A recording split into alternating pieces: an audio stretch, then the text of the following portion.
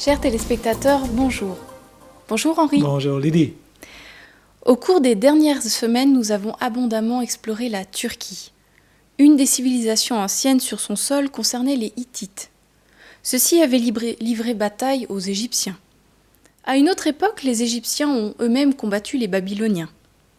Les Babyloniens, eux, avaient attaqué les Phéniciens, etc. De nombreux peuples ont joué un rôle dans l'histoire en général et dans l'histoire biblique en particulier. Israël fut souvent à la merci des grandes puissances de l'époque.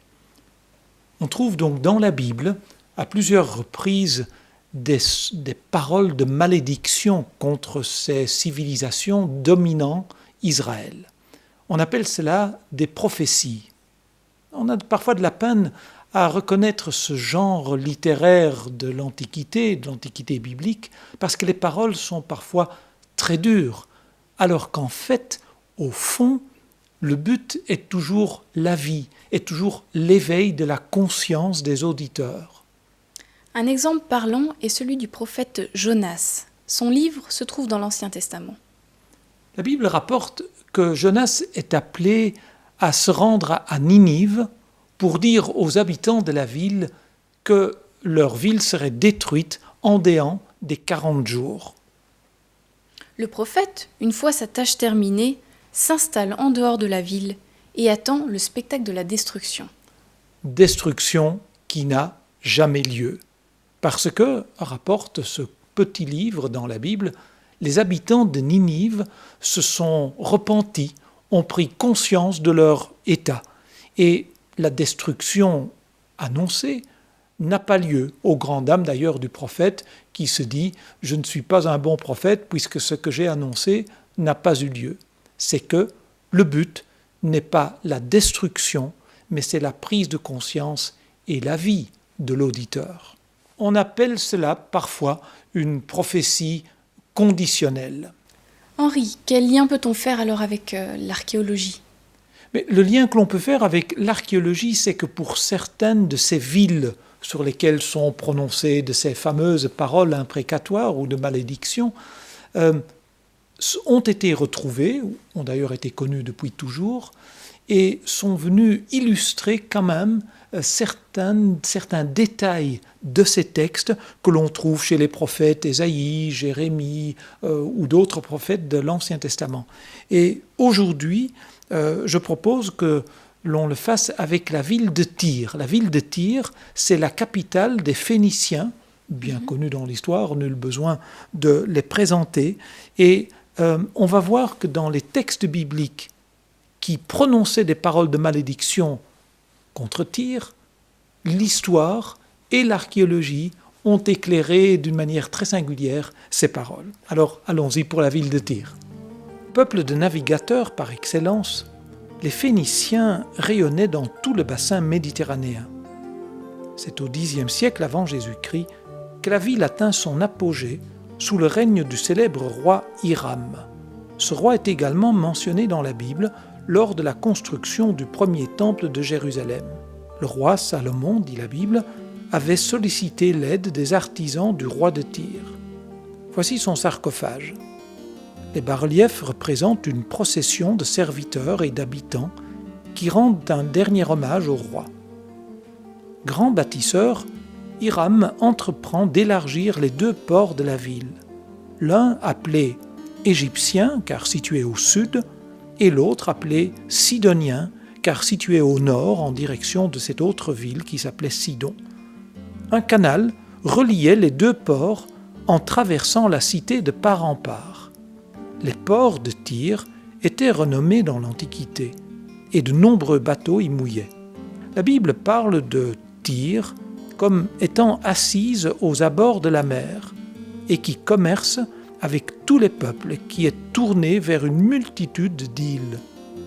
Navigateurs et parfois pirates, les Phéniciens établirent de nombreux comptoirs commerciaux, principalement sur les rives de la Méditerranée, comme Carthage, où on a retrouvé ces jarres finement modelés et datant de l'époque de l'hégémonie tyrienne. Franchissant les colonnes d'Hercule, c'est-à-dire le détroit de Gibraltar, les marchands phéniciens se rendaient dans les îles lointaines comme Madère, les îles des Canaries, l'Angleterre. Leurs navires contournaient même l'Afrique pour remonter jusqu'au golfe d'Eilat. Il n'y eut pratiquement pas de lieu avec lesquels Tyr n'ait établi de relations commerciales. Les représentations de bateaux sur des bas-reliefs et des pièces de monnaie ont permis la confection de ces maquettes. Les têtes d'animaux sur la proue devaient effrayer les ennemis, mais devaient également aider à trouver la route maritime à suivre, sorte de boussole avant la lettre. La situation stratégique de Tyr, ainsi que sa prospérité, en avait fait une des grandes puissances de l'époque. Rien ne semblait devoir mettre fin à l'hégémonie maritime de la florissante métropole. Pourtant, une prophétie est prononcée contre elle par le prophète biblique Ézéchiel. J'amène du nord contre Tyr Nabuchodonosor, le roi de Babylone, le roi des rois, avec des chevaux, des chars, des équipages, une assemblée de troupes nombreuses. Il dirigera les coups de son bélier contre tes murailles, et il démolira les tours avec ses machines. Il entrera dans tes portes comme on entre dans une ville conquise. À l'époque où cette prophétie est prononcée, Nabuchodonosor n'est encore qu'un obscur monarque d'une contrée éloignée. Mais quelques années plus tard, Nabuchodonosor est devenu le maître d'un puissant empire qui s'étend de plus en plus. En 587 avant Jésus-Christ, il occupe la Palestine et détruit Jérusalem. Au retour, il met le siège devant Tyr. Mais la ville résistera pendant 13 ans grâce à sa flotte maritime. Et lorsqu'enfin les armées ennemies pénètrent dans la ville, les habitants s'échappent sur l'île qui se trouve à 500 mètres de la côte. Et le puissant Nabuchodonosor est bloqué, car, comme le texte biblique le disait, il avait des chars, des cavaliers, des troupes, du matériel de guerre, mais il n'avait pas de force navale.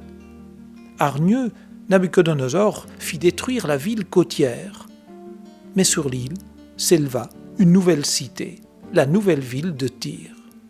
Quelques siècles plus tard, un autre grand empire s'étend, celui d'Alexandre le Grand. Il est le nouveau maître du monde et est accueilli partout comme libérateur. Mais Tyr, la capitale des Phéniciens, refuse de lui ouvrir ses portes.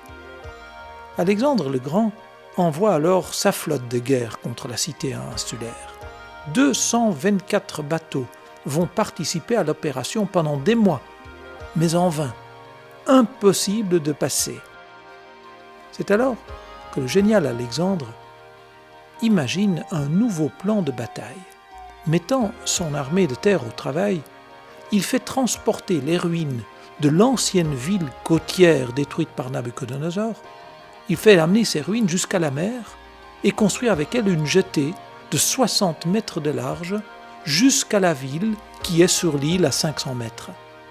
La totalité des anciennes ruines y passe, même la poussière est balayée et utilisée. En 332 avant Jésus-Christ, Tyr est enfin prise d'assaut. 2000 personnes seront crucifiées, 8000 massacrées, 30 000 amenées en esclavage. Les sables s'accumuleront autour de cet ouvrage et formeront l'isthme que l'on connaît aujourd'hui. De nos jours, une petite ville de quelques 6000 habitants existe sur ce qu'était l'ancienne île. Mais le port est depuis longtemps inutilisable pour le grand commerce suite à l'ensablement. Les habitants vivent péniblement de la pêche et vont sécher leurs filets à l'emplacement de l'ancienne ville côtière, celle détruite par Nabuchodonosor et balayée par Alexandre le Grand. Dans la prophétie d'Ézéchiel, il était précisé « Je ferai monter à l'assaut contre toi, Tyr, une multitude de nations en masse, comme la mer fait monter ses flots. Elles détruiront les murailles de Tyr, elles raseront ses tours, j'en raclerai la poussière, je ferai d'elle un rocher nu, elle sera dans la mer un lieu où l'on étendra les filets. » 3 fois dans l'histoire, on a voulu rebâtir à l'endroit de la vieille ville côtière. Mais chaque fois, une calamité sous forme de raz-de-marée ou de tremblement de terre l'a redétruite.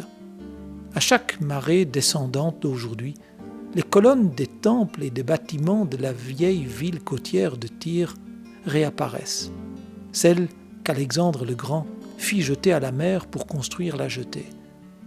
Un peu comme si chaque jour, les paroles bibliques refaisaient surface, celles qui disent « On prendra tes richesses comme butin, on pillera tes marchandises, on rasera tes murailles, on démolira tes maisons luxueuses et on jettera au milieu de l'eau tes pierres, ton bois et ta poussière.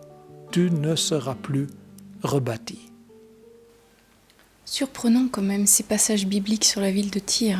Oui, c'est vrai, surprenant. Le texte, pour ma part, il se situe dans le prolongement de ce récit auquel nous faisions allusion au début de notre émission, c'est-à-dire ce récit de Jonas, où l'intervention, où les paroles musclées des prophètes n'ont pas pour but la destruction, mais ont pour but une prise de conscience des habitants. Alors, est-ce qu'ici, les habitants de Tyr ont eu ce message ou pas? Est-ce qu'il y a eu cette prise de conscience ou pas? Historiquement, nous n'en avons aucune donnée pour l'instant, mais ce qui en tout cas est parlant, c'est que le message biblique est un message qui essaye d'interpeller l'être humain et qui l'interpelle selon sa culture d'une manière qui puisse le secouer si possible. Et le but n'étant jamais la destruction, comme le dit d'ailleurs un texte du livre d'Ézéchiel, ce que je désire, ce n'est pas que le méchant meure, mais c'est qu'il revienne de sa voie méchante et qu'il vive. Et je dirais, au-delà de l'archéologie, au-delà de l'histoire, le message de la Bible, c'est là. C'est un message de vie, d'épanouissement, et pas du tout un message de peur et de destruction, même si, à certains moments, cela peut être une forme de pédagogie, mais qui n'est que passagère. Henri, peut-on visiter le Liban en toute sécurité aujourd'hui? Parce que c'est bien là que se trouvent les ruines de la ville de Tyr. Oui, et c'est bien là que se trouvent les ruines de Baalbek et que se trouvent les ruines de Byblos. Le Liban est un pays extrêmement riche au niveau archéologique. Alors je dirais, avec un peu d'ironie, que si on n'est pas journaliste engagé et que si on n'est pas politicien engagé au Liban, on peut y aller en toute sécurité. Au niveau touristique, en tout cas jusqu'à ce jour où nous enregistrons cette émission, au niveau touristique, il n'y a pas de problème et l'on peut visiter ces endroits. Qu'en sera-t-il dans les temps qui viennent? On ne sait pas. On espère que le Liban gardera la paix difficilement acquise au cours de la dernière décennie. Tout à fait. Merci Henri. Alors la semaine prochaine, nous parlerons de cette célèbre et grandiose Babylone, celle de Nabuchodonosor. Car là aussi, la Bible contient des prophéties surprenantes sur cette grande ville de l'Antiquité. Et des découvertes archéologiques intéressantes. D'où notre émission de la semaine prochaine. Absolument. Rendez-vous est pris, chers téléspectateurs. Au revoir.